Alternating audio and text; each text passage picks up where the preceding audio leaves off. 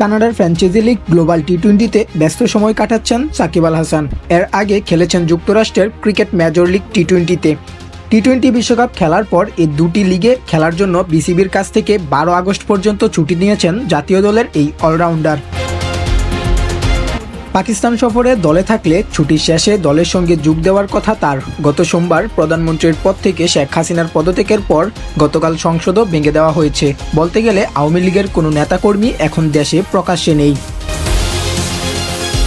গত নির্বাচনে আওয়ামী লীগ থেকে মাগুরা 1 আসনের সংসদ সদস্য নির্বাচিত হওয়ার পর ক্রিকেটারের পাশাপাশি সাকিবের একটি রাজনৈতিক পরিচয় দাঁড়িয়ে গেছে। ছাত্র জনতার আন্দোলনের আগে থেকেই সাকিব দেশে না থাকলেও আন্দোলন চলাকালীন এবং শেখ হাসিনার পদত্যাগের পরও কানাডার প্রবাসী বাংলাদেশিদের কেউ কেউ তাকে মাঠে গালমন্দ করছেন।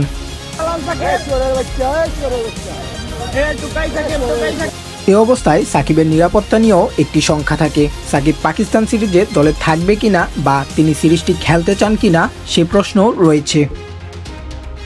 অবশ্য দলে থাকলে সাকিবের যেহেতু কানাডা থেকে পাকিস্তানে গিয়ে দলের সঙ্গে যোগ দেওয়ার কথা, আপাতত তাকে দেশে আসতে হচ্ছে না। নাফিসও বলেছেন সাকিব আল হাসান এখন আর সংসদ সদস্য নন, তিনি একজন ক্রিকেটারই রয়েছেন।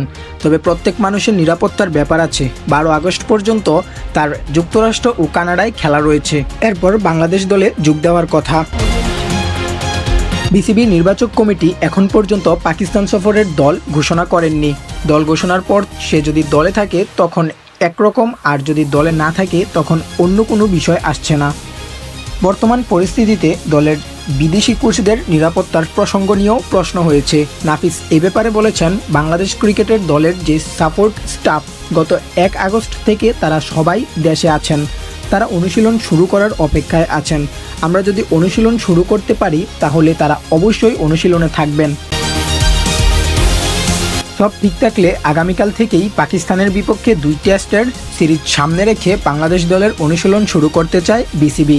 নাফিস বলেছেন, আলহামদুলিল্লাহ, আজকে আমরা এ দলের অনুশীলন শুরু করতে পেরেছি। গত 3 থেকে 4 দিনের অবস্থার কারণে আমাদের ফ্যাসিলিটির কী অবস্থা সেটাও আমরা বুঝতে পারছিলাম না। মাঠকর্মীরা নিয়মিত কাজ করতে পারছিলেন না। আজকে এসে দেখছি মাঠকর্মীরা সব প্রস্তুত রেখেছেন, তাই এ দলের অনুশীলন শুরু করতে পেরেছি। আশা করি আগামীকাল জাতীয় দলের অনুশীলনও শুরু করতে পারবো। তবে সাকিব আল হাসান বর্তমানে দেশে আসছে না সেটা এক প্রকার নিশ্চিতভাবে বলা যায়। যদি পাকিস্তান সফরে তাকে দেখা যায় তাহলে তিনি কানাডা থেকে যোগ দেওয়ার সম্ভাবনা রয়েছে। খেলাধুলার সকল আপডেট সবার আগে পেতে সাবস্ক্রাইব করুন জে স্পোর্টস বাংলা। ধন্যবাদ।